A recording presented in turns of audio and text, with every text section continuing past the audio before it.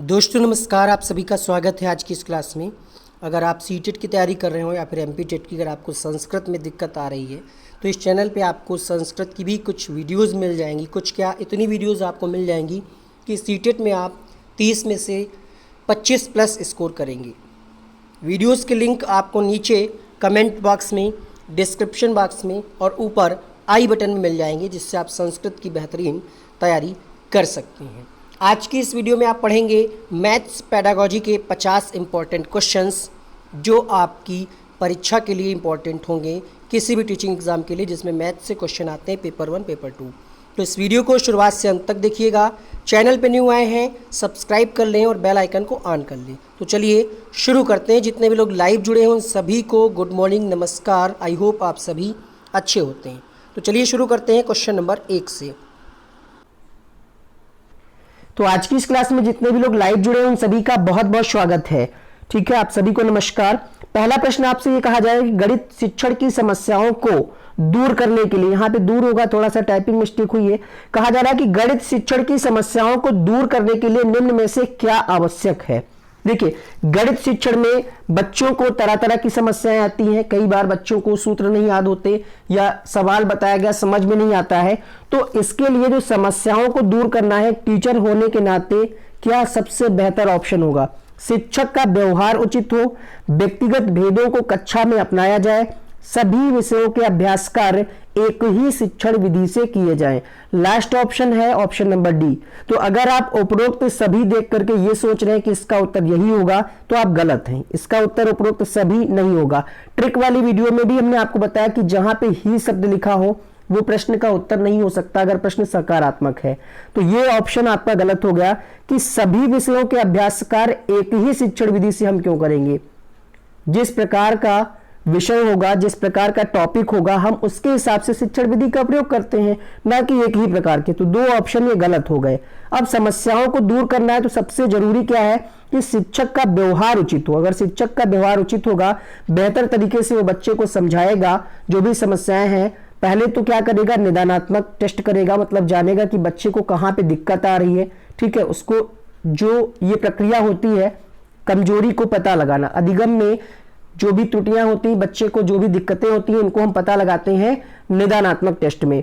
फिर हमको क्या करना होता है, उन कमजोरियों पर वर्क करना होता है दूर करने के लिए। तो वो करते हैं उपचारात्मक कार्य। ये कार्य होता है शिक्षक का। तो अगर शिक्षक का व्यवहार उचित होगा तो समस्याओं का समाधान बेहतर ढंग से वो कर पाएगा। इसका आंसर आएगा ऑप्शन नंबर ए। अगला प्रश्न देखिएगा, क्वेश्चन नंबर 2। बच्चे वातावरण में सहज रूप से कुछ सीख लेते हैं यदि शिक्षक का व्यवहार बच्चों के प्रति अनुकूल है। उपरोक्त कथन क्या दर्शा रहा है? कहा जा रहा है बच्चे वातावरण में सहज रूप से कुछ सीख लेते हैं यदि शिक्षक का व्यवहार बच्चों के प्रति अनुकूल है। तो बच्चे सीखेंगे कैसे, ये इस संबंध में आपसे पूछा जा रहा है कि कौन सा विकल्प बेहतर होगा। 4 ऑप्शन है, अपना अपना आंसर कमेंट बॉक्स में टिक करते चलिएगा जिस प्रश्न का आपको उत्तर पता है। ठीक है, जिससे आप चेक कर पाएंगे कि आप कितने प्रश्नों के उत्तर सही से दे पा रहे हैं। ठीक है, तो आंसर अपना करते रहे कमेंट बॉक्स में। और इसका आंसर क्या आएगा, देखिए यहाँ पे पहले ऑप्शन में कहा जा रहा है कि शिक्षक के व्यवहार के महत्व को, दूसरे ऑप्शन में है वातावरण की शुद्ध वायु को, बच्चों की चतुराई को, या फिर शिक्षण की विशेषता को। तो बच्चे कैसे सीखेंगे बताइए। कहा जा रहा है वातावरण में सहज रूप से सीख लेते हैं। तो किस प्रकार से सीखते हैं बच्चे? जब शिक्षक का व्यवहार अच्छा होगा। ठीक है, शिक्षक के व्यवहार को महत्व दिया जाएगा तो बच्चे अच्छे ढंग से सीख पाएंगे। तो यहाँ पे इसका ए ऑप्शन सही होगा। ठीक है, चतुराई नहीं, विशेषता नहीं, व्यवहार को यहाँ पे, क्योंकि बात क्या कही जा रही है, देखिए यहाँ पे क्वेश्चन में ही वो बात कही जा रही है। क्वेश्चन में ही लिखा है यदि शिक्षक का व्यवहार बच्चों के प्रति अनुकूल हो, अर्थात यहाँ पे कथन क्या दर्शा रहा है, शिक्षक के व्यवहार के महत्व को दर्शा रहा है। तो इसका पहला ऑप्शन ठीक होगा। वीडियो अगर आपको पसंद आया अभी तक जो आपको बताया जा रहा है तो एक लाइक कर दीजिएगा। क्वेश्चन नंबर 3 देखिए, आधुनिक शिक्षण विधियों का प्रयोग ना किया जाना निम्न में से किसकी समस्या है? आधुनिक शिक्षण विधियों का प्रयोग नहीं किया जा रहा है अगर क्लास में, विद्यालयों में, तो ये समस्या क्या पाठ्यपुस्तक की है? पाठ्यपुस्तक की तो बिल्कुल समस्या नहीं।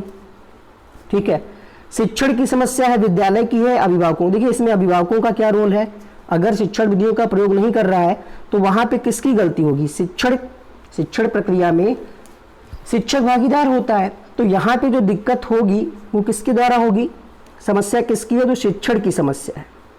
शिक्षण में प्रयोग नहीं किया जा रहा है। क्यों नहीं किया जा रहा है, इसके कई रीजन हो सकते हैं। हो सकता है विद्यालय उतना एफर्ट नहीं कर पा रहा हो, महंगी सामग्री हो शिक्षण विधियों में जिसका प्रयोग हो रहा हो। मान लिया कुछ साथ में कुछ ऐसी विधियां हैं जिनमें हम श्रव्य दृश्य सामग्री का प्रयोग करते हैं, चार्ट पेपर, तो वो हो सकता है ना प्रयोग कर पा रहा हो। तो ये प्रॉब्लम किसकी है, शिक्षण विधियों का प्रयोग ना किया जाना, ये शिक्षण की समस्या है। ठीक है, अगला प्रश्न देखिए, गणित शिक्षण में शिक्षण संबंधी समस्याओं को दूर करने के लिए आप क्या करेंगे। गणित शिक्षण में अगर शिक्षण संबंधित कुछ समस्याएं आ रही तो आप शिकायत करेंगे। शिकायत करना अपने आप में नेगेटिव वर्ड है, तो ये नहीं होगा, ये नहीं होगा। अब दो ऑप्शन है, गणित विषय में कमजोर बच्चों का विषय परिवर्तित कर देंगे, बिल्कुल गलत बात। गणित जो है प्रत्येक बच्चा पढ़ सकता है, ये बात एनसीएफ 2005 में कही गई है। तो हम विषय परिवर्तन नहीं करेंगे, शिकायत भी नहीं करेंगे, हम क्या करेंगे, बच्चों में उचित दृष्टिकोण का विकास करने का पूरा प्रयास करेंगे समस्या के समाधान के लिए। तो यहाँ पे आंसर मिलेगा आपको option number C. Question number 5 देखिएगा, ऊपर देखिए आई बटन में क्रैश कोर्स जो सीटेट का चल रहा है उसकी प्लेलिस्ट की लिंक हमने लगा रखी है, तो उसको आप देख सकते हैं कभी भी किसी भी समय। क्वेश्चन नंबर 5 है यहाँ पे, गणित शिक्षण की समस्याओं को दूर करने के लिए एक अध्यापक को निम्न में से कौन सी अध्यापक क्रिया अपनानी चाहिए। समस्या प्रस्तुत करना, छात्र क्रिया को सही दिशा देना, छात्रों का मूल्यांकन करना, या फिर ये सभी। पांचवा प्रश्न आपके सामने, तो समस्याओं को दूर करना है। ठीक है, तो समस्या जब तक प्रस्तुत नहीं होगी हम जानेंगे कैसे, तो समस्या प्रस्तुत करना सही है। छात्र क्रिया को सही दिशा देना टीचर का काम होता है। ठीक है, सुविधादाता, तो टीचर का काम होता है कि सही दिशा दे, सही मार्गदर्शन करे बच्चे का, ये भी सही है। और मूल्यांकन करे, मूल्यांकन क्यों, क्योंकि मूल्यांकन से ही पता चलेगा कि बच्चा कहाँ पे प्रॉब्लम कर रहा है, कहाँ पे उसकी क्या समस्या आ रही। अर्थात यहाँ पे इस क्वेश्चन के लिए आंसर मिलेगा ऑप्शन नंबर डी। छठा प्रश्न है यहाँ पे, बच्चों को गणित सरल एवं रुचिकर लगे इसके लिए एक शिक्षक को निम्न में से क्या उपाय करने चाहिए। आपको बता दें 50 क्वेश्चन हमने बहुत ही सिलेक्टेड ढूंढे हैं आपके लिए। अब आपको क्या करना है, ये वीडियो का पार्ट 1 है, तो पार्ट 2 इसका जल्दी आएगा और उसका भी लिंक हम इस वीडियो के एंड में दे देंगे। जब भी वो अपलोड होगा आपको ढूंढना नहीं पड़ेगा, जैसे ही ये वीडियो खत्म होगा वहां पे आपको वो लिंक दिख जाएगा पार्ट 2 का। ठीक है, तो अब आप इस वीडियो को ज्यादा से ज्यादा शेयर करिए सभी तक जो भी एग्जाम की तैयारी कर रहे हैं, टीचिंग एग्जाम की। क्वेश्चन नंबर 6 आपने पढ़ लिया होगा। अगर आपका उत्तर प्रश्न संख्या 6 में है, डी ऑप्शन बिल्कुल सही है। शिक्षक को क्या करना चाहिए, मनोरंजन, ठीक है, क्रियात्मक कार्यों को, क्योंकि इसमें बच्चा एक्टिव रहेगा, और अवसर प्रदान करना अपने आप में ही क्या है, पॉजिटिव ऑप्शन है। यानी बच्चों को ज्ञान प्रदर्शन के लिए उचित अवसर दिया जाए। तो यहाँ पे आंसर मिला डी ऑप्शन। गणित शिक्षक में अभ्यास कार्य देते समय ध्यान रखना चाहिए क्या, मतलब अगर आप गणित के एक शिक्षक हैं और अभ्यास कार्य दे रहे हैं, किस चीज को आप ध्यान में रखेंगे, अभ्यास कार्य का उद्देश्य स्पष्ट हो, बिल्कुल सही है। उद्देश्य स्पष्ट होगा तो कार्य भी अच्छा होगा, है ना। तो उद्देश्य क्लियर होना चाहिए, जिससे क्या है बच्चे को भी कार्य करने में आसानी रहे और आपको भी अपने उद्देश्यों की पूर्ति हो सके। अभ्यास कार्य की गति उपयुक्त होनी चाहिए, बिल्कुल सही बात है। पुनरावृत्ति उचित कालांतर से होनी चाहिए, मतलब रिवीजन जो कराया जाए वो समय ऐसा नहीं कि हर बार रिवीजन कराया जाए, आवश्यकता अनुसार। उचित कालांतर का मतलब यही है कि आवश्यकता अनुसार रिवीजन भी कराया जाए। पुनरावृत्ति का मतलब रिवीजन। तो यहाँ पे आंसर मिलेगा आपको ऑप्शन नंबर डी।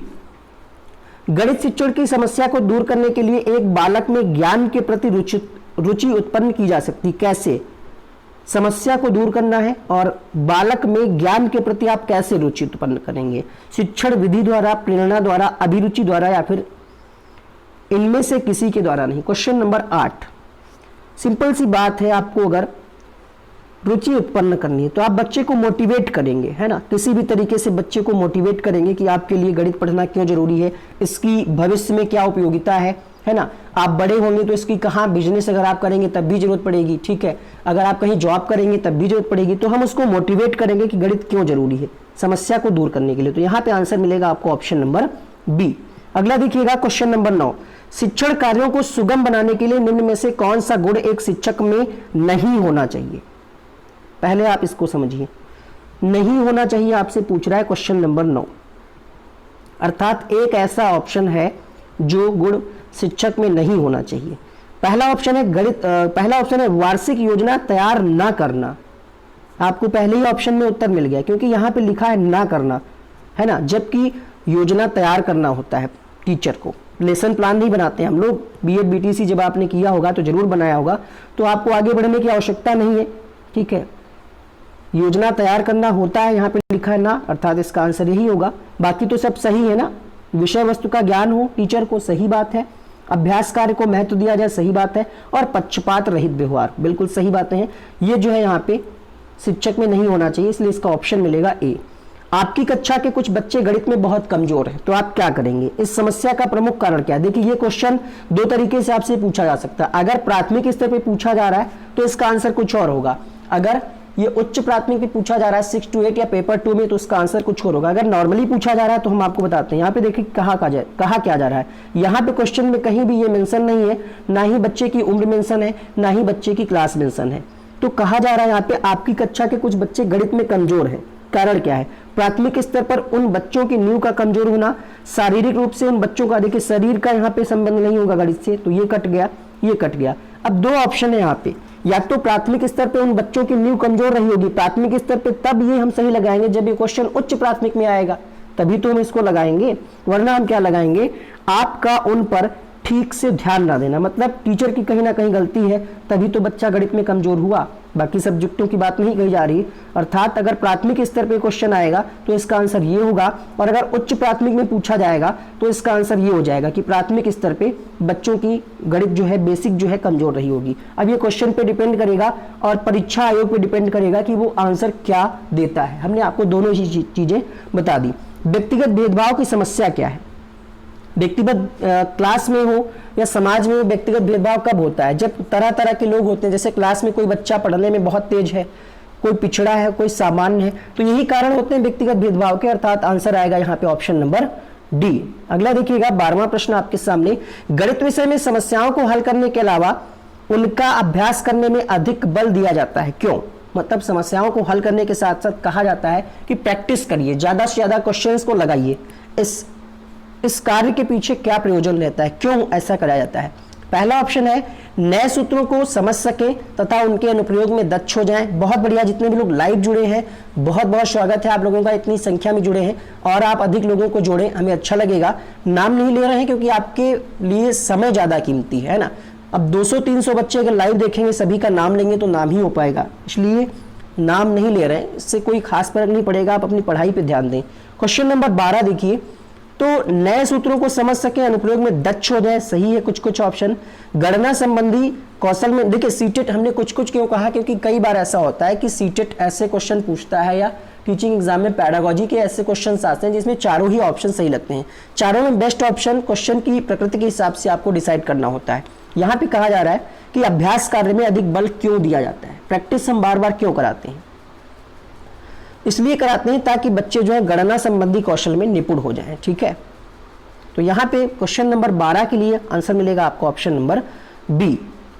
अगला प्रश्न देखिए, प्रैक्टिस की बात है, वैसे तो ऑप्शन आपका आपके हिसाब से हो सकता है कुछ और हो रहा हो, यहाँ पे चारों ही ऑप्शन पॉजिटिव हैं। अनुप्रयोग में दक्ष हो जाएं, नए सूत्रों को समझ सकें, नई धारणा को स्पष्ट कर सकें, ज्ञान को नहीं, लेकिन यहाँ पे हम सिर्फ प्रैक्टिस, अभ्यास करने पर अधिक बल क्यों देते हैं?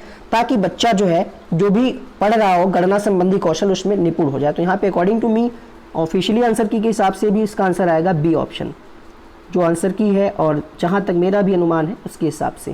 क्वेश्चन नंबर 13 देखिए, और पेडागोजी के कई क्वेश्चंस होते हैं जिसमें हर टीचर का सोचने का तरीका अलग अलग हो सकता है, मे बी एक आधा क्वेश्चन में, सभी में ऐसा नहीं होता है। अगला प्रश्न है आपके सामने, यहाँ पे क्वेश्चन है यहाँ पे, विद्यार्थी गणितीय समस्याओं को हल करते समय गलतियां करते हैं, क्यों? क्यों गलतियां करते हैं ये आपसे पूछा जा रहा है। ऑप्शन नंबर फर्स्ट है वे एक से अधिक पाठ्यपुस्तक नहीं पढ़ते, ये कोई रीजन होगा क्या गलतियां करने का? दूसरा ऑप्शन, उनका सामाजिक आर्थिक स्तर उनके निष्पादन को प्रभावित करता है। तीसरा ऑप्शन, वे अर्थ निर्माण के अपने प्रयास में संकल्पनाओं का वैकल्पिक निर्वचन करते हैं। डी ऑप्शन है वे पर्याप्त अभ्यास नहीं करते। आपके हिसाब से इसका आंसर क्या होगा? गलतियां क्यों करते हैं? देखिए एक से ज्यादा पाठ्यपुस्तक पढ़ने का तो कोई लॉजिक है नहीं यहाँ पे, तो गलतियां क्यों करते हैं पहला ऑप्शन आप काट दीजिए, ठीक है। पर्याप्त अभ्यास नहीं करते, ये भी गलत बात है। गलतियां करते हैं क्यों? क्योंकि वे अर्थ निर्माण के प्रयास में संकल्पनाओं का वैकल्पिक निर्वचन करते रहते हैं, कि कुछ ना कुछ हम बच्चे जो है ट्राई करते रहते हैं कि कोई क्वेश्चन अगर नहीं लगा तो दूसरे तरीके से, दूसरे मेथड से लगाते हैं, है ना। तो क्या करते हैं, संकल्पनाओं का वैकल्पिक निर्वचन करते हैं। तो यहाँ पे बी सी ऑप्शन सही होगा क्वेश्चन नंबर 13 के लिए। अगला प्रश्न देखिए, कक्षा में एक छात्र बोलने में कठिनाई महसूस करता है, स्वयं की अभिव्यक्ति के लिए आप उसे कैसे प्रोत्साहित करेंगे? बोलने में दिक्कत हो रही है, यहाँ पे भी आपको चारों ही ऑप्शन सही लगेंगे। क्वेश्चन को पकड़िए, दिक्कत कहाँ है? बोलने में कठिनाई है बच्चे को, परिचर्चा का आयोजन करके ठीक हो सकता है, ऐसे खेलों का आयोजन करके जिसमें बच्चा बोलना पसंद करे, जो स्वयं के अभिव्यक्ति अच्छे ढंग से करे उसे अधिक अंक देकर। तो अंक वाली बात उतनी ज्यादा प्रभावशाली नहीं होती। गतिविधियों में भाग देने के लिए सही है ये भी, लेकिन उतना प्रभावशाली नहीं, क्योंकि यहाँ पे सिर्फ दिक्कत क्या है, बोलने में कठिनाई हो रही। तो हम ऐसे खेलों का ही आयोजन ना कराएं जिसमें बच्चा बोलना पसंद करे, जैसे अंताक्षरी हम खिला दें, है ना। अब अगर हम क्रिकेट खिला दें तो ये डिपेंड करेगा कि ऐसे गेम हम खिलाएं बच्चे को जिससे बच्चा बोलना पसंद करे। बात यहाँ पे कक्षा की, तो सबसे बेहतर होगा कि हम अंताक्षरी खिला दें या कुछ ऐसा गेम जिसमें बच्चे को बोलना हो और बच्चा बोलना पसंद करे।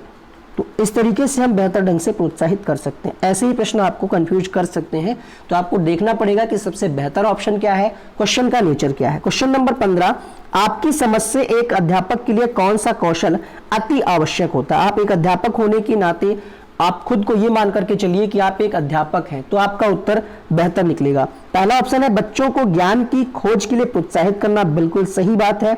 बच्चों के लिए सभी सूचना रखना, बच्चों से विषय वस्तु का स्मरण कराने की, तो देखिए याद कराने का काम नहीं होता हमारा, बल्कि होता है समझाने का। ये भी ठीक है, यहाँ पे गलत नहीं है डी वाला ऑप्शन। सबसे बेहतर क्या है, कहा जा रहा है अति आवश्यक, मतलब सबसे बेहतर आपको देखना है। तो बच्चों को ज्ञान की खोज के लिए प्रोत्साहित करना, खोज आधारित अधिगम करें बच्चे, एक्टिव लर्निंग करें। यहाँ पे ए ऑप्शन ज्यादा बेस्ट है और वो ऑप्शन बाकी के ऑप्शंस की अपेक्षा। अनुपस्थिति रोकी जा सकती, मतलब क्लास में अटेंडेंस को, जो बच्चे अब्सेंट रहते हैं उनको हम कैसे रोकेंगे? शिक्षा के द्वारा, छात्र को दंडित करके, मिठाई दे करके, या फिर अभिभावकों यानी माता पिता से संपर्क करके। कोई बच्चा स्कूल नहीं आ रहा है तो हम दंडित करके तो नहीं, मिठाई दे करके भी नहीं, लालच हो जाएगा ये। तो हम उनके गार्जियन से संपर्क करेंगे कि बच्चा स्कूल क्यों नहीं आ रहा, रीजन जानेंगे, फिर उसके हिसाब से हम उसको गाइडेंस करेंगे। तो यहाँ पे आंसर मिलेगा ऑप्शन नंबर डी। लाइक बहुत कम है, जितनी संख्या जुड़ी है सभी लोग लाइक कर दें, कोई इसका चार्ज नहीं लगता है, एक मोटिवेशन मिलता है, इसका कोई पैसा भी नहीं मिलता है, एक मोटिवेशन मिलता है कि हाँ इस वीडियो को आप लोगों ने इतना पसंद किया, फिर वो वीडियो और ट्रेंड होता है। क्वेश्चन नंबर 17, कक्षा में शिक्षिका विद्यार्थियों को विभिन्न प्रकार से चतुर्भुज को परिभाषित करने के लिए कहती है, क्यों कहती है, इसका उद्देश्य क्या है? देखिए यहाँ पे कंठस्थ करने की बात कही जा रही है। एनसीएफ 2005 कंठस्थ करने पे बल नहीं देता, तो ये ऑप्शन पहले ही कट गया, ठीक है। और एक चीज, परिभाषाओं को खोजने, तो गणित में भी हम परिभाषाओं का प्रयोग, उस पर ज्यादा बल नहीं देते, ये गलत हो गया। अब देखिए यहाँ पे ऑप्शन बच रहा है, विभिन्न परिप्रेक्ष्यों से चतुर्भुज को समझने में सहायता करना, या फिर समस्याओं की व्याख्या करने में। देखिए व्याख्या करने पे गणित में हम ज्यादा बल नहीं देते, गद्य पद्य होता तो बात अलग थी। तो यहाँ पे आंसर क्या आएगा, विभिन्न परिप्रेक्ष्यों में चतुर्भुज को समझने में विद्यार्थियों की सहायता करना, ऑप्शन नंबर डी बेस्ट है। अगला प्रश्न देखिए, कक्षा 4 में बिंदु और रेखा पर ज्यामिति पाठ के लिए आकलन निर्देश होंगे। कक्षा 4 में बिंदु और रेखा, रेखा मतलब ये लाइन, बिंदु मतलब रेखा के ही बिंदु अगर मान ले, तो ज्यामिति पाठ के लिए आकलन कर रहे हैं, उसके लिए निर्देश क्या होंगे? पहला ऑप्शन है परिशुद्ध रूप से सेंटीमीटर और इंचों में रेखाखंड को माप सकता है और रेखाखंड के अंत बिंदुओं को चिन्हित कर सकता है, जैसे हमने किया। ये रेखाखंड हो गया, ये बिंदु है, ठीक है, चिन्हित कर दिया हमने, इसको माप सकता है। तो क्या निर्देश सबसे बेहतर होंगे? बी ऑप्शन कह रहा है रेखा किरण और रेखाखंड में अंतर कर सकता है और उन्हें परिभाषित कर सकता है, रेखा और रेखाखंड में अंतर कर सकता है, बिंदु चिन्हित कर सकता है, दी गई लंबाई के अनुसार परिशुद्ध रूप से रेखाखंड खींच सकता है। डी ऑप्शन है सेंटीमीटर और इंचों में रेखा को परिशुद्ध रूप से माप सकता है, रेखा का नाम बता सकता है। कक्षा 4 का बच्चा है, बिंदु और रेखा पर ज्यामिति पाठ के लिए आकलन करना है आपको, तो सबसे बेहतर ये होगा कि बच्चा रेखा और रेखाखंड में अंतर कर पाए, साथ ही साथ दी गई लंबाई के अनुसार परिशुद्ध रूप से रेखाखंड खींच पाए। तो यहाँ पे सी ऑप्शन, बड़ा वाला ऑप्शन सही होगा क्वेश्चन नंबर 18 के लिए। अगला प्रश्न देखिए, गणित शिक्षण का मुख्य उद्देश्य क्या है? देखिए यहाँ पे याद करने की बात कही जा रही, तो ये अपने आप में निगेटिव है, गलत हो जाएगा, ठीक है। और गणित में जहां पे भी आपको गणित शिक्षण की बात मिले, गणित शिक्षण का मुख्य उद्देश्य आपसे पूछा जा रहा है, तो तार्किक वाला ऑप्शन आपको पहले देखना है, जहां पे भी गणित की बात है, तर्क आधारित। तो यहाँ पे सी ऑप्शन सही होगा। इसीलिए हम आपसे कह रहे हैं कि ट्रिक वाला वीडियो देखिए, जिसका लिंक यहाँ पे ऊपर आई बटन में मिल जाएगा, ठीक है। आई बटन में चेक करिए। तो यहाँ पे तार्किक ढंग से सोचने की क्षमता का विकास करना गणित शिक्षण का मुख्य उद्देश्य होता है। क्वेश्चन नंबर 20, गणित शिक्षण के दौरान बालकों को कोई पाठ पढ़ाने से पूर्व एक शिक्षक को किसका ज्ञान प्राप्त कर लेना आवश्यक होता है? संबंधित पाठ्य के उद्देश्य, संबंधित पाठ की शिक्षण विधियों का, संबंधित पाठ के प्रश्न बैंक का, या फिर इनमें से कोई नहीं। आप गणित के टीचर हैं, कोई चैप्टर आप पढ़ाने जा रहे हैं, मान लिया आप दशमलव पढ़ाने जा रहे हैं, तो किस चीज का ज्ञान होना चाहिए? उद्देश्य का, शिक्षण विधियों का, प्रश्न बैंक का। क्वेश्चन नंबर 20, अगर एक ऑप्शन होता है यहाँ पे उपरोक्त में से सभी, तो हम तीनों लगा देते हैं उपरोक्त सभी, लेकिन ऐसा कोई ऑप्शन है नहीं। मान लेते हैं हम यहाँ पे एक ऑप्शन है उपरोक्त सभी, ठीक है, थोड़ी देर के लिए, तो यहाँ पे आंसर आ जाएगा उद्देश्यों का भी, शिक्षण विधियों का भी और प्रश्न बैंक, तो आंसर आ जाएगा डी ऑप्शन। लेकिन नहीं है, अब आपको दोनों कंडीशन बता रहे हैं, अब यहाँ पे आपको एक ही ऑप्शन टिक करना है, उद्देश्य भी जरूरी है, शिक्षण विधि भी जरूरी। तो सबसे ज्यादा प्राथमिकता किसको देंगे? सबसे ज्यादा प्राथमिकता आप देंगे उद्देश्यों को। क्यों? क्योंकि जब उद्देश्य पता होंगे कि आप क्यों पढ़ा रहे हैं, क्या चैप्टर, उसके क्या उद्देश्य है पढ़ाने के, तभी तो आप उसी के हिसाब से शिक्षण विधि का प्रयोग करेंगे। तो यहाँ पे हम प्राथमिकता देंगे जब ऑप्शन इस प्रकार से होंगे, option number A. I hope आपको समझ में आ रहा होगा। गणित शिक्षण में त्रुटियों के विश्लेषण हेतु अपेक्षित अधिगम सफलता किसकी शिक्षण दक्षता पर निर्भर करते हैं? शिक्षक, छात्र, अभिभावक या फिर प्रधानाचार्य? देखिए प्रधानाचार्य और अभिभावक का इसमें रोल नहीं होगा। कहा जा रहा है गणित शिक्षण में त्रुटियों के विश्लेषण हेतु अपेक्षित अधिगम सफलता किस पर निर्भर करेगी? अगर बच्चा गलतियां कर रहा है, उसको हम सुधारना चाह रहे हैं, किस पर निर्भर होगा ये? तो ये शिक्षक पर निर्भर होगा कि किस तरीके से त्रुटियों को वो समझा सकता है, बच्चे को समस्या का समाधान कर सकता है। 22वां प्रश्न है यहाँ पे, इसको कराएंगे बड़ा क्वेश्चन लास्ट में, और पेपर में भी आप यही करिएगा, ठीक है, पेपर में भी आपको बड़े क्वेश्चन में ज्यादा उलझना नहीं है। क्वेश्चन नंबर 23 है, गणित में निम्न में से कौन सा चरण समस्या समाधान विधि का नहीं है? पहला ऑप्शन है शारीरिक सौष्ठव को अधिक महत्व देना। तो भैया गणित में शारीरिक सौष्ठव का क्या काम होगा?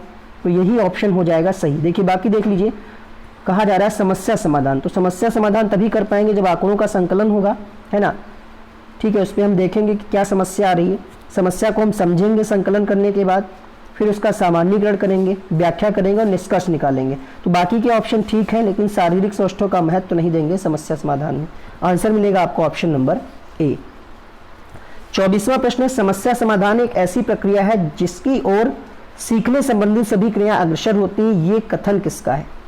अग्रसर होती तथा दी गई समस्या का समाधान करती है, उक्त परिभाषा किसकी? ये स्टेटमेंट किसका है? कभी कभी स्टेटमेंट वाले क्वेश्चन पूछ लिया जाता है।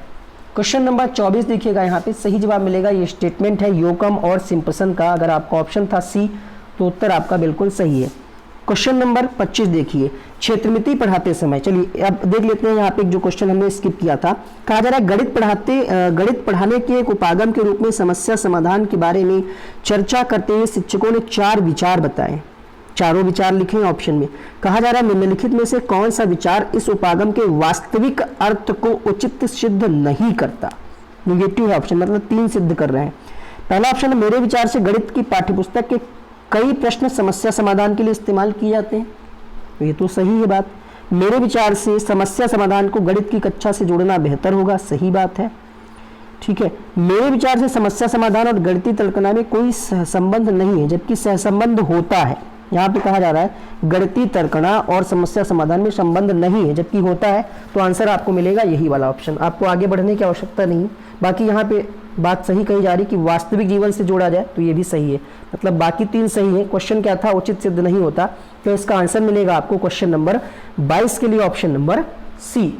आगे के क्वेश्चंस आप पढ़ चुके हैं, ऊपर आई बटन में आप देखिएगा प्लेलिस्ट का लिंक आपको दिख रहा होगा, वो आप चेक कर सकते हैं। 25 समय शिक्षक आगे बढ़ने से पहले बोर्ड पर सभी सूत्र लिख देता है, ये तरीका दर्शाता है कि वह किसका अनुपालन कर रहा है? निगमन, उपागम, प्रायोगिक उपागम, व्यावहारिक या फिर आगमन, यानी निगमन विधि या आगमन विधि, ये आपको ध्यान देना है। कहा जा रहा है यहाँ पे कि सबसे पहले क्या कर रहा है? सूत्र लिख रहा है। तो आपको बता दें आगमन विधि में क्या होता है, आगमन विधि में पहले हम उदाहरण बताते हैं, यानी एग्जाम्पल, ठीक है, एग्जाम्पल टू रूल, पहले हम बताते हैं उदाहरण, उसके बाद नियम बताते हैं। जबकि निगमन विधि में क्या होता है, जैसे आप नि से नियम और नि से निगमन याद रखिएगा, तो इसमें क्या होता है, पहले हम सूत्र बताते हैं, पहले नियम बताते हैं। मान लिया अगर आपको हिंदी में ही संज्ञा पढ़ानी है, ठीक है। तो पहले हम कुछ उदाहरण बता दें, जैसे बता दें किसी स्थान का नाम, ठीक है, जैसे बता दें हम दिल्ली, फिर उसके बाद बता दें आपको आगरा, फिर ब्रेड या दूध। तो ये सब चीजें क्या है, एग्जाम्पल दिया हमने, बाद में बच्चे को बताया कि ये सब क्या है, ये संज्ञा है। तो पहले हमने उदाहरण बताया और फिर नियम बताया, संज्ञा की परिभाषा बताई, तो यहाँ पे हो जाएगा आगमन विधि। लेकिन पहले हमने अगर संज्ञा की परिभाषा बता दी, रूल बता दी, फिर उसके उदाहरण बताए, तो वो है नियम यानी निगमन विधि। तो यहाँ पे कहा जा रहा है पहले टीचर क्या कर रहा है, सभी सूत्र लिख रहा है, अर्थात पहले नियम लिख रहा है। तो कौन सी विधि होगी, निगमन विधि होगी। और इस टॉपिक से हर बार एक क्वेश्चन आता है।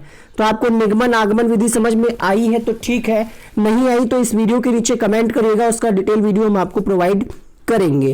क्वेश्चन नंबर 26, टोटल 50 क्वेश्चन होंगे, 25 का पार्ट 1, 26 से पार्ट 2 ये स्टार्ट हो रहा है।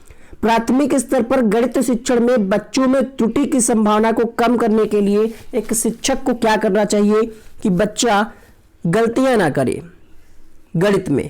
पहला ऑप्शन, बालकों को गणितीय चिन्हों के प्रयोग का बार बार अभ्यास कराए, सही हो सकता है। दूसरा ऑप्शन है, बालकों में गणित के प्रति सकारात्मक दृष्टिकोण, बिल्कुल सही है। पहली बात तो यहाँ पे सकारात्मक लिखा है तो अपने आप में ये पॉजिटिव सा कीवर्ड है, ये भी सही है, दूसरा ऑप्शन सही है। तीसरा है, बालकों को हतोत्साहित ना करे, बिल्कुल सही है। हतोत्साहित ना करे मतलब प्रोत्साहित करे लेकिन डिमोटिवेट ना करे। तो ये तीनों ही ऑप्शन सही है। आपका उत्तर आएगा यहाँ पे ऑप्शन नंबर डी। जितने भी लोग लाइव देख रहे हैं इस क्लास को उनका मोस्ट वेलकम है। सभी लोग एक एक बार वीडियो को लाइक कर दीजिएगा और अपने दोस्तों को शेयर करिए जो भी शिक्षक भर्ती परीक्षा की तैयारी कर रहे हैं। आप सभी के नाम नहीं लिए जाते क्योंकि 300-400 लोग लाइव देखते हैं और बाद में हजारों लाखों लोग इस वीडियो को रिकॉर्डेड देखते हैं। तो नाम लेने से वीडियो बोरिंग हो जाता है और आपका समय भी खराब होता है, इसलिए नाम नहीं लेते हैं। लाइव डिस्कशन के लिए हम संडे को आपका एक अलग से सेशन रखेंगे नाम लेने के लिए। क्वेश्चन नंबर 27 आपने पढ़ लिया होगा कि प्राथमिक स्तर पर गणित शिक्षण का उच्च प्राथमिक स्तर पर गणित शिक्षण का सर्वाधिक महत्व किसमें होता है, भौतिक, मानसिक, व्यवहारिक, आध्यात्मिक। तो देखिए गणित का सबसे ज्यादा महत्व जो होता है वो व्यवहारिक में होता है, क्योंकि व्यवहारिक रूप से हम गणित का प्रयोग करते हैं। मार्केट गए तो व्यवहारिक रूप में, बिजनेस कर रहे हैं तब भी, या कहीं और, तो हम व्यवहारिक रूप में इसका प्रयोग करते हैं। बालकों में गणित संबंधित त्रुटियों का पता लगाने के लिए क्या आवश्यक है। देखिए बच्चा अगर त्रुटियां कर रहा है तो उसको हम पता लगाने के लिए क्या करेंगे, क्या उपचारात्मक करेंगे, निदानात्मक करेंगे, मौखिक करेंगे, स्वभाव परीक्षण करेंगे। ये ऐसा टॉपिक है यह आपको 3 से 4 नंबर दिलाएगा आपकी परीक्षा में। उपचारात्मक निदानात्मक होता क्या है, तो निदानात्मक जैसे आप कभी भी बीमार हुए होंगे तो डॉक्टर के पास गए होंगे, है ना, डॉक्टर ने आपसे पूछा होगा आपको क्या बीमारी है, कब से बीमारी है, ठीक है, लास्ट टाइम आपने क्या खाया था, इसके पहले कोई दवा ली या नहीं ली, अर्थात पहले वो कारण पता करता है कि आपको ये बीमारी कैसे हुई। उसी तरीके से जो त्रुटियां होती हैं बच्चों को उनको हम पता करते हैं निदानात्मक परीक्षण में। तो अगर आपका उत्तर है ऑप्शन नंबर बी, जवाब बिल्कुल सही है। पहले हम पता करते हैं कि त्रुटियां क्या हुई है। जब हमें त्रुटियों को पता चल जाता है कि बच्चे कहाँ पे त्रुटियां कर रहे हैं, कहाँ पे गलती कर रहे हैं, तो उन त्रुटियों को दूर करने के लिए जो हम करते हैं प्रक्रिया उसको कहते हैं उपचारात्मक। तो यहाँ पे आंसर मिलेगा आपको ऑप्शन नंबर बी, क्योंकि यहाँ पे त्रुटियों को पता लगाने की बात कही जा रही है। अगर यहीं पे क्वेश्चन कहता है कि त्रुटियों को पता लगाने के बाद उनको दूर करने के लिए किसका प्रयोग किया जाता है, तब आपका आंसर आता उपचारात्मक। गणित शिक्षण द्वारा की जाने वाली त्रुटि प्रमुख क्या है। पहला ऑप्शन है उपयुक्त शिक्षण विधियों का प्रयोग ना करना, चित्रात्मक तरीके से बालकों को पढ़ाना, शिक्षण कार्य के बीच बार बार में कक्षा में घूमकर बालकों का निरीक्षण करना। त्रुटि पूछ रहा है, गणित शिक्षण द्वारा की जाने वाली त्रुटि मतलब कमी या दोष, ठीक है। तो यहाँ पे चित्रात्मक तरीके से बालकों को पढ़ाना ये कोई त्रुटि तो नहीं है, तो अच्छी बात है अगर हम चित्रात्मक तरीके से पढ़ा रहे हैं। शिक्षण कार्य के बीच बार बार कक्षा में घूमकर बाल भी, तो बहुत अच्छी बात है अगर आप निरीक्षण करें, इससे पता चलेगा कि कौन सा बच्चा पढ़ रहा है नहीं पढ़ रहा है। तो जो लोग उपरोक्त सभी देख करके तुरंत ऑप्शन नंबर डी लगाते हैं वो थोड़ा सा सतर्क रहें कि ऐसे भी क्वेश्चन अब आने लगे हैं। तो यहाँ पे त्रुटि क्या होगी कि जो शिक्षण विधियां हैं जैसे आगमन निगमन विधि है, खोज विधि है, किस चैप्टर में किस सवाल में कौन सी विधि का प्रयोग करना है, ये त्रुटि हो सकती है कि उपयुक्त शिक्षण विधियों का प्रयोग क्लास में न किया जा रहा हो। तो 29 का यहाँ पे पहला ऑप्शन करेक्ट होगा। क्वेश्चन नंबर 30 देखिए, गणित शिक्षण के दौरान बच्चों में त्रुटियों का विश्लेषण करने हेतु एक शिक्षक के लिए आवश्यक है बच्चों को गणित विषय के प्रति जागरूक करना, बच्चों को गणितीय चिन्हों के सही प्रयोग के विषय में बताना, बच्चों में समस्या का विश्लेषण तथा संश्लेषण करने की योग्यता का विकास करना, या फिर उपरोक्त सभी। क्वेश्चन नंबर है 30, गणित शिक्षण के दौरान त्रुटियों का हमें क्या करना है, एनालिसिस करना है। क्या जरूरी है, जागरूक करना, तो बिल्कुल ठीक बात है यहाँ पे, है ना। गणितीय चिन्हों के सही प्रयोग के विषय में बताना, ये भी सही है, तभी तो हम त्रुटियों को पकड़ पाएंगे और उनको सुधार कर पाएंगे। समस्या विश्लेषण तथा संश्लेषण करने की योग्यता का विकास करना, तीनों ही बातें सही है, अर्थात इसका आंसर मिला आपको ऑप्शन नंबर डी। ऊपर आई बटन में देखिए लिख के आ रहा होगा सजेस्टेड में, वहां पे आपको वीडियोस के लिंक लगे होंगे, तो आप हमारे किसी भी वीडियो में देख सकते हैं। सीटेट की जितनी प्लेलिस्ट बनी है सब आपको ऊपर आई बटन में हम लगा देते हैं, जिससे आपको ढूंढना ना पड़े। बहुत सारे लोग हैं प्लेलिस्ट नहीं जानते, तो ऊपर देखिए जब वो फ्लैश करती पट्टी तो वहां पे आप क्लिक करेंगे, सभी प्लेलिस्ट आपको हमारी किसी वीडियो में मिल जाएंगी। क्वेश्चन नंबर 31 है, अमूर्त एवं संगत संरचनाओं के अध्ययन का विषय निम्न में से किसको कहा जाता है। अमूर्त, तो अमूर्त कौन सा होता है, जैसे आप गणित में पढ़ते हैं कि एक नाव 40 किलोमीटर प्रति घंटे से की रफ्तार से जाती है, या एक ट्रेन इतनी स्पीड से जाती है, या फिर आप पढ़ते हैं कि 10 किलो शक्कर का रेट इतना है, 1 किलो का कितना होगा। क्या आपके सामने कुछ होता है, क्या ट्रेन होती है आपके सामने, क्या चीनी होती, नहीं। अमूर्त है, मतलब हम उसकी भी गणना करते हैं जो हमारे सामने नहीं है, किसमें, गणित में। तो आंसर आएगा यहाँ पे ऑप्शन नंबर डी। अगला प्रश्न देखिएगा, वस्तुनिष्ठ परीक्षण का प्रमुख दोष क्या है, कमी क्या है। जैसे आप सीटेट की परीक्षा दे रहे हैं, वस्तुनिष्ठ है यानी ऑब्जेक्टिव होता है, आपको 4 ऑप्शन में एक ही ऑप्शन सही लगाना होता है, भले ही चारों ऑप्शन सही हो क्वेश्चन से संबंधित, लेकिन आपको एक ही लगाना है, बेस्ट वाला लगाना है। अब यहाँ पे कमी क्या होती है ऐसे टेस्ट की, ये आपको बताना है। व्यापकता का अभाव, विश्वसनीयता का अभाव, अभिव्यक्ति का अभाव, या फिर वैधता का अभाव। देखिए वेल्ड तो होता है, अगर आप सीटेट का एग्जाम्पल ले ले, विश्वसनीय भी होता है, परीक्षा संस्था अगर ठीक से करा रही है, व्यापकता भी होती है, तो ये दोष नहीं है। दोष ये है कि अभिव्यक्ति का अभाव रहता है, क्योंकि हम अपने विचारों को वहां पे अभिव्यक्त नहीं कर सकते। भाई हमें गोला भरना है तो गोला भर दिए, अगर हमें कुछ कहना है उस प्रश्न के संबंध में तो हम नहीं कह सकते ना, क्योंकि गोला ही भरना है, गोला ही चेक किया जाएगा OMR में। तो ये है वस्तुनिष्ठ परीक्षण का दोष क्या है, अभिव्यक्त का अभाव होता है, हम अपने विचारों को वहां पे नहीं रख सकते। क्वेश्चन नंबर 33, गणित पाठ्यपुस्तक की सामग्री का विकास किस रूप में होना चाहिए, अभ्यास रूप में, तर्क संगत रूप में, समस्याओं के रूप में, आधुनिक गणित के रूप में। तो हमने आपको बताया था गणित में तर्क शब्द हो, गणितीकरण हो, कुछ ऐसे कीवर्ड वाला वीडियो भी हमने बना रखा है। गणित pedagogy trick bye one day exam study YouTube के सर्च बॉक्स में लिखिएगा। इसी तरीके से आप Hindi pedagogy trick bye one day exam study YouTube के सर्च बॉक्स में लिखिएगा, सभी ट्रिक वाली वीडियोस मिल जाएंगी जहां पे हमने कुछ कीवर्ड बता रखे हैं। तो यहाँ पे क्वेश्चन नंबर 33 के लिए गणित की बात कही जा रही है, आंसर मिलेगा आपको तर्क संगत के रूप में, बी ऑप्शन करेक्ट होगा। वेलकम आप सभी का, जितने भी लोग लाइव जुड़े हैं, कमेंट कर रहे हैं, बहुत अच्छा लग रहा है। सुबह आपको ये वीडियो डेली मिल रहा है, तो चैनल को सब्सक्राइब कर लिया आपने, लेकिन बेल आइकन ऑन किया नहीं किया, एक बार चेक कर लीजिए। बेल आइकन जब आप ऑन करते हैं वहां पे 3 ऑप्शन अब बन के आने लगे हैं, ऑल पे क्लिक करके रखिएगा, जिससे सभी नोटिफिकेशन आपको मिल सके। क्वेश्चन नंबर 34 है यहाँ पे, गणित विषय में छात्रों में गति एवं शुद्धता विकसित करने के लिए गणित अध्यापक शिक्षण करते समय क्या ध्यान रखना चाहिए। मौखिक कार्य, निर्धारित तथा सीमित समय में दत्त कार्य, गणना संबंधी सहायक सामग्री का प्रयोग। क्वेश्चन नंबर 34, तो देखिए यहाँ पे कहा जा रहा है गति एवं शुद्धता को विकसित करना है, क्या ध्यान में रखेंगे आप। मौखिक कार्य को बिल्कुल सही है, निर्धारित तथा सीमित का समय में बिल्कुल, ये भी बात सही है। गणना संबंधी ये भी सही थी, लेकिन यहाँ पे ऐसा कोई ऑप्शन नहीं मिल रहा है कि हम उपरोक्त सभी लगा पाए, तो दुविधा है ये। तो क्या लगाएंगे, हमारे पास यही ऑप्शन एक बच रहा है, अगर ये लगा देते हैं सिर्फ तो ये दोनों छूट जाएंगे, तो इससे बेहतर है हम क्या लगाएं यहाँ पे ऑप्शन नंबर डी, जो कि बात बिल्कुल सही है। अगला देखिएगा क्वेश्चन नंबर 35, यहाँ पे हम आपको ये क्वेश्चन कराया दे रहे हैं, लेकिन अगर आपको पेपर में ऐसा कोई बड़ा क्वेश्चन दिखता है तो उस पर आप तुरंत ज्यादा समय मत दीजिएगा, ठीक है, उसको लास्ट में करने के लिए स्किप करिएगा। कहा जा रहा है विकास 56 विद्यार्थियों की कक्षा को गणित पढ़ाता है, उसका यह विश्वास है कि यदि परीक्षा के तुरंत बाद प्रतिपुष्टि का मतलब होता है फीडबैक जो दिया जाता है, फीडबैक तो समझ ही गए होंगे, जैसे आप इस क्लास को देख रहे हैं, लाइक और डिसलाइक करके आप फीडबैक देते हैं, अच्छा लगता है तो आप लाइक करते हैं, किया नहीं तो कर दीजिए, नहीं अच्छा लगे तो डिसलाइक कर दीजिए, रीजन बता दीजिएगा क्या आपको अच्छा नहीं लगा। क्वेश्चन नंबर 35 देखिए, तो कहा जा रहा है कि प्रतिपुष्टि दी जाए तो वो प्रभावी होता है। 10 अंकों की एक छोटी कक्षा परीक्षा का आयोजन करता है। प्रभावी मतलब एक परीक्षा हो रही है और टीचर को फीडबैक देना है, सबसे अच्छा तरीका कौन सा होगा? 10 अंकों का टेस्ट लिया है टीचर ने, ये कहना चाह रहा है बस, कौन सा बेहतर तरीका होगा? या पूरी कक्षा के लिए चर्चा का आयोजन कर सकता है कि वे तरीकों से अपने उत्तर पर पहुंचे और सही उत्तर पर पहुंचने की प्रभावी युक्ति कौन सी? बिल्कुल सही बात है, पहला ऑप्शन तो सही लग रहा है, लेकिन बाकी के ऑप्शंस देख लीजिए, हो सकता है कोई इससे प्रभावशाली हो। कहा जाए वह यादृच्छिक रूप से किसी भी एक कॉपी का चयन करे और बोर्ड की सहायता से उस कॉपी में उत्तर प्राप्त करने की विधि पर चर्चा करे। ये उतना प्रभावशाली नहीं, क्योंकि यहाँ पे क्या कहा जा रहा है? चर्चा का आयोजन, तो ये ज्यादा प्रभावशाली है, कमजोर पड़ गया यहाँ पे कहा जा रहा है वह विद्यार्थियों के एक दूसरे से उत्तर, तो इसमें तो चीटिंग हो सकती है, बच्चा आपस में, है ना, फ्रेंड कोई होगा तो उसमें चीटिंग कर देगा, तो ये भी गलत हो जाएगा।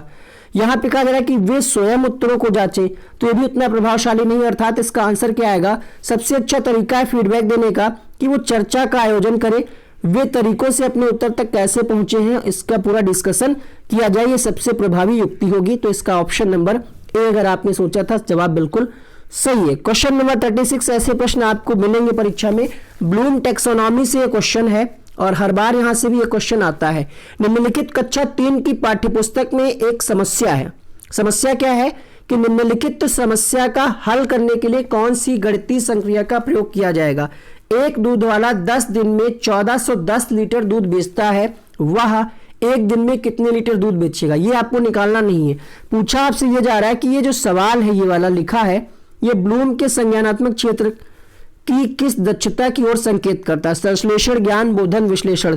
तो आपको ये ब्लूम टैक्सोनॉमी पढ़ लेनी चाहिए कायदे से। इस वीडियो में अगर हम बताएंगे तो 30 मिनट की सिर्फ टैक्सोनॉमी है, हो सकता है 1 घंटा लग जाए। शॉर्ट में हम आपको बता देते हैं। देखिए टैक्सोनॉमी क्या होता है, जैसे हमने आपको बताया ब्लूम टैक्सोनॉमी, तो टैक्सोनॉमी का मतलब होता है ऐसी प्रणाली जिसमें वर्गीकरण किया जाता है, ठीक है। तो ब्लूम का पूरा नाम था बेंजामिन एस ब्लूम और उनके सहयोगी ने मिलकर के कॉन्सेप्ट दिया था अधिगम से संबंधित। इन्होंने कुछ पक्ष बताए थे शैक्षिक उद्देश्यों के, ज्ञानात्मक पक्ष, भावात्मक पक्ष और क्रियात्मक पक्ष।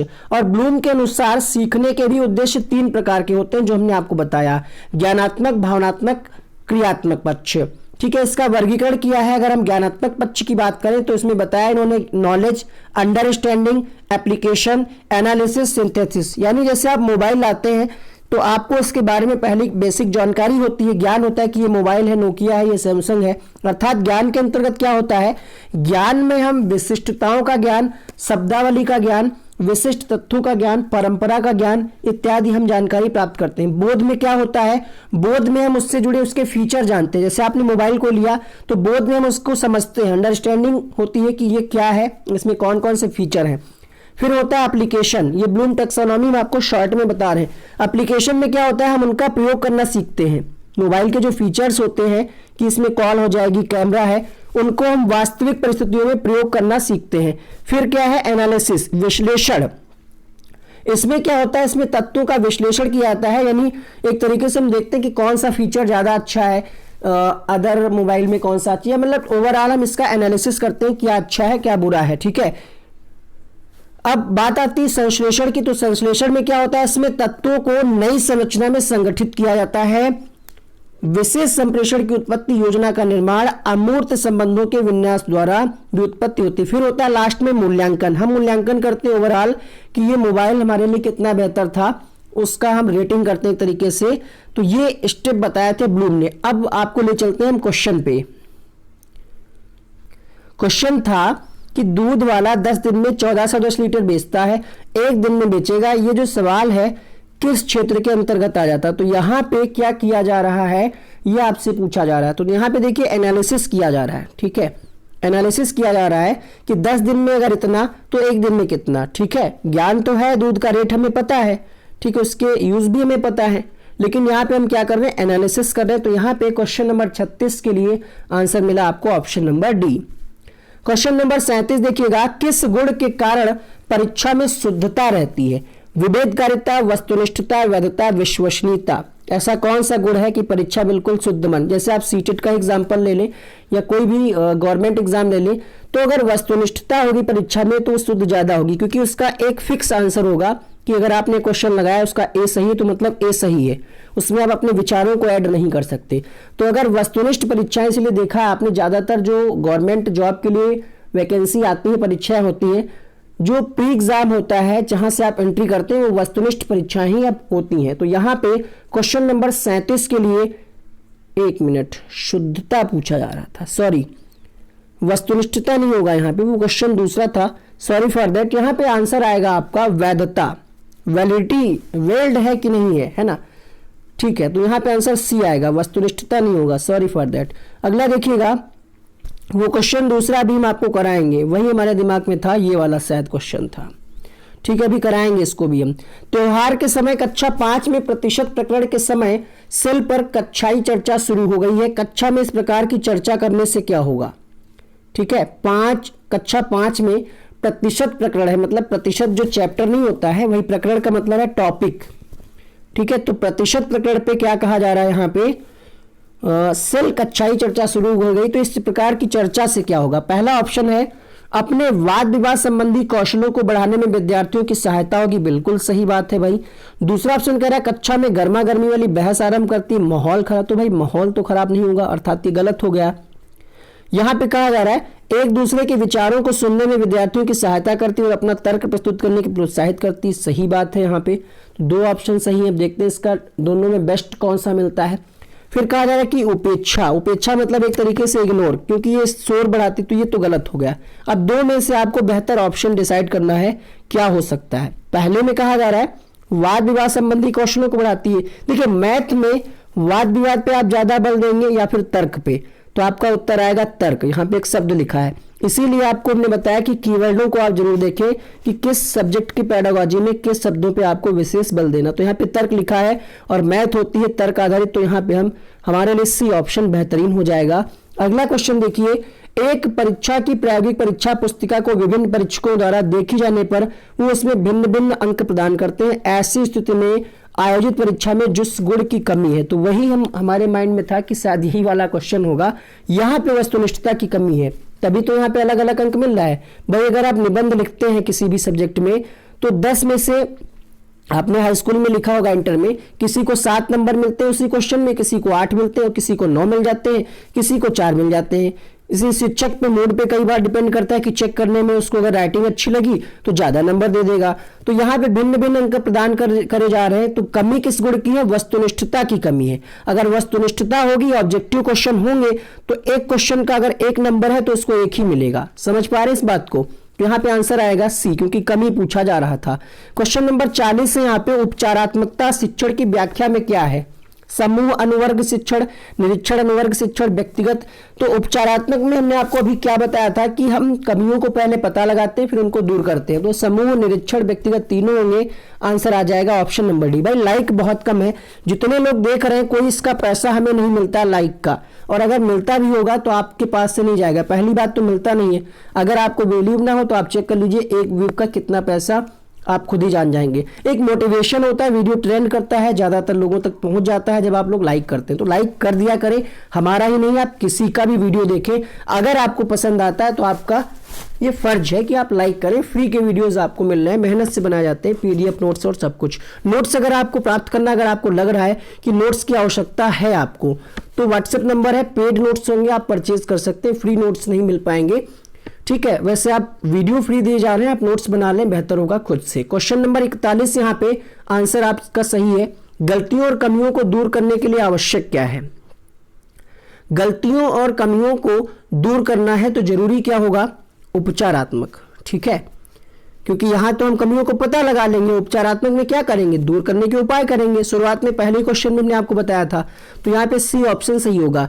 गणित का वह शैक्षिक उद्देश्य जिसमें शिक्षक कक्षा में ही प्राप्त कर लेता है। व्यवहारगत उद्देश्य, तो व्यवहार तो भाई कक्षा में तो प्राप्त नहीं होगा जब तक हम उसका प्रयोग नहीं करेंगे, तो ये तो होगा नहीं। सामान्य उद्देश्य या फिर प्राप्य होगा, यहाँ पे प्राप्य उद्देश्य। तो आंसर मिलेगा आपको यहाँ पे 42 का ऑप्शन नंबर सी। आप सभी ने लेसन प्लान बनाए होंगे, उसमें आपने उद्देश्यों का वर्गीकरण किया होगा, प्राप्य उद्देश्य, व्यावहारिक उद्देश्य, विशिष्ट उद्देश्य, सामान्य उद्देश्य। क्वेश्चन नंबर 43 है, यदि ज्यामितीय आकृतियों का अवबोधन हो जाता है तो छात्रों के व्यवहार में परिवर्तन किस प्रकार का होगा। आकृतियों के वर्गीकरण करने का, वैसी आकृतियों को खींचने का, आकृतियों की प्रशंसा करने में, या फिर गणित परिषद पट ज्यामितीय आकृतियों का प्रदर्शन करने का।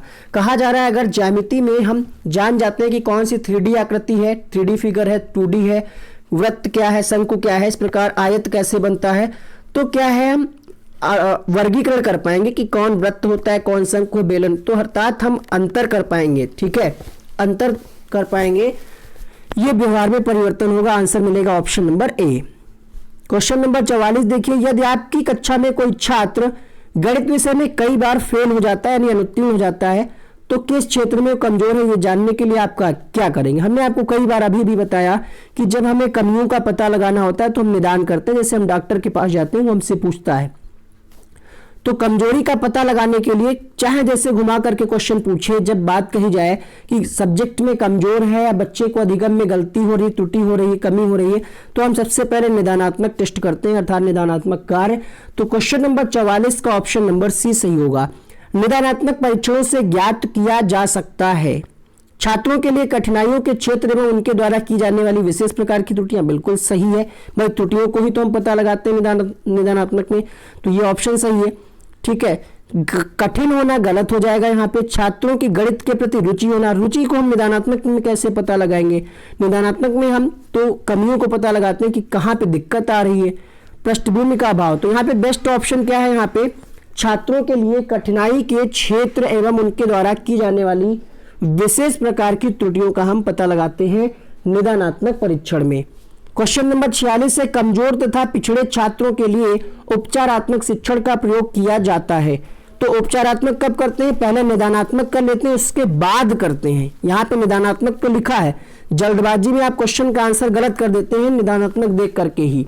तो पूरा क्वेश्चन का ऑप्शन पढ़ लीजिएगा, पहले नहीं होगा। निदानात्मक मूल्यांकन के बाद हम उनको दूर करते हैं, पहले हम कमियों को पता लगाते हैं। तो यहाँ पे ए ऑप्शन अगर आपने लगाया था उत्तर सही है।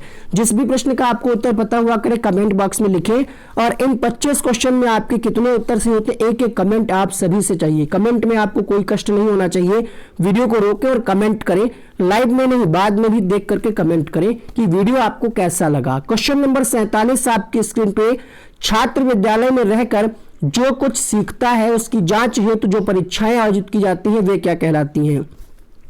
जो बच्चे ने सीखा है उसका जांच करना है, उपलब्धि, निष्पत्ति, निदानात्मक या फिर पहला दूसरा दोनों। तो देखिए जो भी आपने सीखा उपलब्धि परीक्षण हो जाएगा कि आपकी उपलब्धि क्या रही है ना, और निष्पत्ति परीक्षण भी हो जाएगा। तो यहाँ पे आंसर मिलेगा ये पहला और दूसरा, अर्थात ऑप्शन नंबर डी। निदानात्मक तो हम आपको बार बार बता चुके निदानात्मक में क्या होता है। क्वेश्चन नंबर 48 है, यदि कक्षा 4 का एक छात्र किसी प्रश्न को हल करते समय गणना संबंधी त्रुटियां करता है, जैसे 12 + 5 = 16 जबकि 12 + 5 = 17 होता है, तो इस प्रकार की त्रुटियों के उपचार हेतु संशोधन के लिए आवश्यक क्या है। मौखिक रूप से हल कराएं, नहीं मौखिक रूप से बच्चा नहीं समझ पाएगा, कक्षा 4 में है, 4, 3, 7 आप बताएंगे, 12, 5, 17 नहीं समझ पाएगा, तो ये गलत हो गया। छात्रों को अधिक से अधिक भाई गृह कार्य देने से क्या जरूरी है, टीचर का काम है क्लास की समस्या को क्लास में सॉल्व करे, गृह कार्य देने से वो समझ जाएगा क्या, दोनों ही गलत हो गए। यहाँ पे कहा है त्रुटियों पर आधारित प्रश्नों पर श्यामपट पर, यह तरीका सही है। टीचर क्या है उसकी प्रैक्टिस कराया, श्यामपट पे हल कराया और बताया कि 12 ऐसे लाइन खींच ले और 5 खींच ले, दोनों को गिन करके बताया, तो ये ज्यादा बेहतर होगा। छात्र को गणना संबंधी उपकरणों का प्रयोग, तो भाई कक्षा 4 में बच्चा उपकरणों का प्रयोग करना उतनी जल्दी से नहीं सीख पाएगा, सबसे बेहतर है कि त्रुटियों पर आधारित प्रश्नों को श्यामपट पे टीचर हल कराए। क्वेश्चन नंबर 49 है, यहाँ पे मंद बुद्धि छात्रों के स्तर में सुधार हेतु उपयोगी परीक्षा कौन सी है। मंद बुद्धि परीक्षण, निदानात्मक, सृजनात्मक, विश्लेषणात्मक। क्वेश्चन नंबर है 49 आपके सामने, तो बच्चा कैसा है, मंद बुद्धि है। यहाँ पे आंसर मिलेगा आपको क्वेश्चन नंबर 49 के लिए। सबसे पहले हम निदानात्मक टेस्ट करेंगे, कहाँ पे उसको दिक्कत आ रही, किस सब्जेक्ट में क्या क्या दिक्कतें आ रही है। क्वेश्चन नंबर 50 आपके सामने, निम्न में से क्या उपचारात्मक शिक्षण का सिद्धांत। तो ऊपर आई बटन में टोटल क्रैश कोर्स की हमने लिंक लगा रखी है प्लेलिस्ट की, उसको जरूर देखिएगा आप सभी लोग क्लिक करके। अभी देखिए संस्कृत पेडागोजी की भी प्लेलिस्ट बनी है, ऊपर देखिए आई बटन में आपको शो कर रही होगी। क्वेश्चन नंबर 50 आंसर मिलेगा आपको ऑप्शन नंबर डी। ये था आज का वीडियो, उम्मीद करते हैं आपने कुछ बेहतर समझ बनाई होगी। वीडियो को लाइक करें, चैनल को सब्सक्राइब करें, और यहाँ पे भी कुछ ट्रिक वाले वीडियोस के लिंक आ रहे हैं, पार्ट 1 का लिंक यहीं पे आपको दिखाया जा रहा है, उसको क्लिक करें। जैसे ही आप क्लिक करेंगे वीडियो प्ले हो जाएगा। आपकी परीक्षा के लिए ऑल द बेस्ट।